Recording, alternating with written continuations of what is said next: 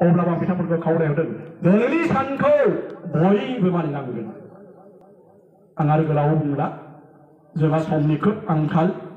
दिनै आं आसा खालामदों दिनै जिल्ला गौथुमनि सेन्ट्रेल गौथुमनि माइनाव आइमोना जेरै फैनानै जोंनि बर'नि बियाबाव फैनानै ओरैबायदि मदद होफैदों, थुलुंगा होफैदों, आं गोजोननाय मोन्दों।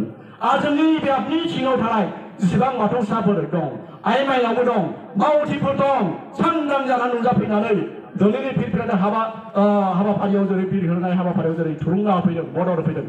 आं नोंथांमोनसिम आंहा साबायखर बावनो राव गैया। मा होननानै आं साबायखर होदों, गोजोननाय मोन्दों। जेरै फिरफिला बिरहोनायाव सोब सान्थियै जों फिरफिलाखौ बिरहोदों। जोंनि फिरफिला मोनबा सान्थिनि जायगा। थिग जोंनि ओनसोलाव, जोंनि गामियारियाव, जोंनि न'खरफ्राव बा बुहुमावनो गुबुन गुबुन हारि माहारि दङ, गुबुन गुबुन धोरोमारि दं। बयबो खौसेथि जाना जाहाथे थांनानै रुजु रुमु संसार जानो हायो, जेनिबो गुलाय गुजाय जाया, बिनि थाखाय आं आफा गसाइनाव बोर बिबाय।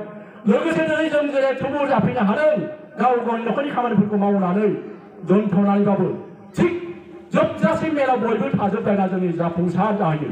लोगोसे जोंनि बे हाबाफारिया जोबनाय लोगो लोगो हयथ' हरनि 9टा 10टा जागोन। हाबाफारिया जोबनाय लोगो लोगो गाव गावनि न'खराव बयबो थांनानै गावनि बिसि फिसा गथ' गथाय गासैजोंबो बिदा फंबायजों रुजु रुमै संसार जानो हायो। रायजो राजाजों रुजु रुमै संसार जानाय अनलायनायनि गेजेरजों गुबुन गुबुन हारि माहारिजों धोरोमारिफोरजों बयजोंबो खौसेथि जानानै रुजु रुमु संसार जानो हायो। बिनि थाखाय आं आफा अबंगसाय आफा बोराइ बाथौनाव बोर बिनानै आंनि सुंद' बिबुंथिखौ फोजोबबाय। गोजोनथोंसै आफा बोराइ बाथौ।